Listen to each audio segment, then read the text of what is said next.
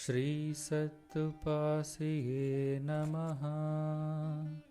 ಶ್ರೀ ಗುರುಗೀತ.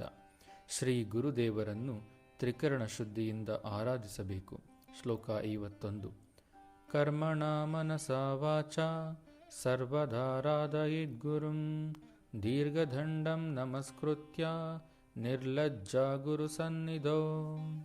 ಅನುವಾದ: ಗುರುಭಕ್ತನು ಗುರುವಿನ ಸಾನ್ನಿಧ್ಯದಲ್ಲಿ ಮುಜುಗರ ಪಡದೆ ಸಾಷ್ಟಾಂಗ ನಮಸ್ಕಾರ ಮಾಡಿ ಮನಸ್ಸಿನಿಂದ, ಮಾತಿನಿಂದ ಮತ್ತು ಕಾರ್ಯದಿಂದ ಗುರುವನ್ನು ಸರ್ವಾವಸ್ಥೆಯಲ್ಲಿ ತ್ರಿಕರಣ ಶುದ್ಧಿಯಿಂದ ಆರಾಧಿಸಬೇಕು.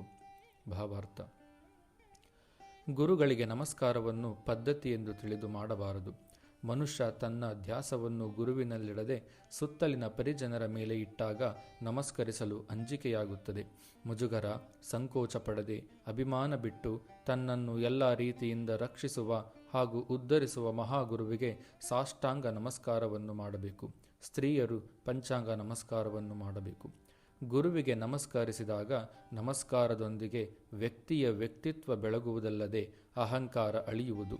ಪ್ರತಿನಿತ್ಯವೂ ಮನಸ್ಸಿನಲ್ಲಿ ಗುರುವಿನ ನಾಮ, ರೂಪ, ವಾಣಿಯನ್ನು ಧ್ಯಾನಿಸಬೇಕು ಮತ್ತು ಗುರುವಿನ ಕೃಪೆಯನ್ನು ಕೊಂಡಾಡಬೇಕು. ಪ್ರತಿನಿತ್ಯದ ಕಾರ್ಯಕಲಾಪಗಳನ್ನು ಗುರುವಿಗೆ ಅರ್ಪಿಸಬೇಕು. ಯೋಚನೆ ಮಾಡುವುದೊಂದು, ಹೇಳುವುದೊಂದು ಹಾಗೂ ಮಾಡುವ ಕಾರ್ಯ ಮತ್ತೊಂದಾಗಿರಬಾರದು. ಮುಕ್ತಿಯನ್ನು ಬಯಸುವ ಮುಮುಕ್ಷುಗಳು ಗುರುವನ್ನು ಪರಮಾತ್ಮನೆಂದು ತಿಳಿದು ಆರಾಧಿಸಬೇಕು. ತೀವ್ರ ಮುಮುಕ್ಷತ್ವವಿರುವ ಉತ್ತಮ ಭಕ್ತರು ಸರ್ವಕಾಲ ಸರ್ವಾವಸ್ಥೆಯಲ್ಲಿ ತ್ರಿಕರಣ ಶುದ್ಧಿಯಿಂದ ಗೌರವದಿಂದ ಶ್ರೀ ಗುರುವನ್ನು ಆರಾಧಿಸಬೇಕು. ಶ್ರೀ ಚಂದ್ರಶೇಖರೇಂದ್ರ ಸರಸ್ವತಿಯವರು ತ್ರಿಕರಣ ಶುದ್ಧಿಯ ಮಹತ್ವವನ್ನು ತಿಳಿಸಿರುವರು.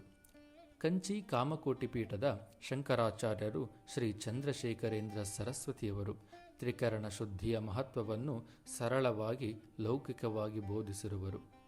ಒಮ್ಮೆ ಮಹಾತ್ಮರಾದ ಶ್ರೀ ಚಂದ್ರಶೇಖರೇಂದ್ರ ಸರಸ್ವತಿಯವರು ಸಭೆಯಲ್ಲಿ ನೆರೆದಿದ್ದ ಭಕ್ತರನ್ನು ಕೇಳಿದರು. ಮಹಾತ್ಮರು, ನೀವು 90% ಭೌತಶಾಸ್ತ್ರದಲ್ಲಿ, 60 ರಸಾಯನಶಾಸ್ತ್ರದಲ್ಲಿ ಮತ್ತು 20 ಗಣಿತದಲ್ಲಿ ಪಡೆದರೆ ಉತ್ತೀರ್ಣರಾಗಿರುವೆಂದು ಹೇಳಲಾಗುವುದೇ?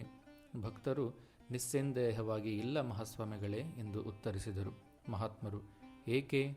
ಭಕ್ತರು, ಮಹಾಸ್ವಾಮಿಗಳೇ, ತರಗತಿಯಿಂದ ತೇರ್ಗಡೆಯಾಗಬೇಕೆಂದರೆ 3 ವಿಷಯಗಳಲ್ಲಿ 35%ಗಿಂತ ಹೆಚ್ಚು ಬರಬೇಕು ಎಂದರು.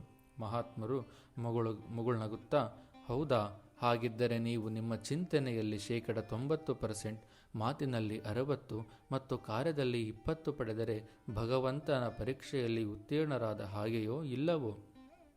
ಆವರಣವೆಲ್ಲ ನಿಶ್ಶಬ್ದವಾಗಿತ್ತು.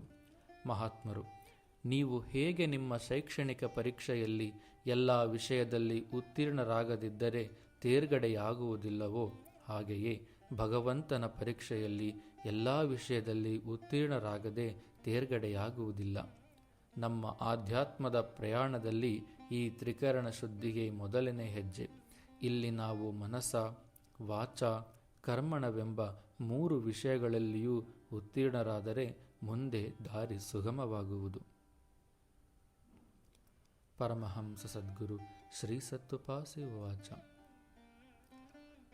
ಸದ್ಗುರುಗಳಾದ ಶ್ರೀ ಸತ್ತುಪಾಸಿಯವರು ಭಕ್ತರಿಗೆ 3 ಸೂತ್ರಗಳನ್ನು ಹೇಳಿರುವರು. ಭಕ್ತರು ಮಾಡಬಹುದಾದದ್ದು ಮತ್ತು ಮಾಡಲೇಬೇಕಾದ 3 ತತ್ವಗಳೆಂದರೆ: 1. ಸದ್ಗುರುವಿನಲ್ಲಿ ನಂಬಿಕೆ ಇರಿಸಿ ಸೇವೆ ಮಾಡುವುದು. 2. ಸದ್ಗುರುವಿನ ವಾಕ್ಯ ಪರಿಪಾಲನೆ ಮಾಡುವುದು. 3. ಅಂತರಂಗದ ಆಗು ಹೋಗುಗಳನ್ನು ಗುರುವಿಗೆ ಅರ್ಪಿಸುವುದು.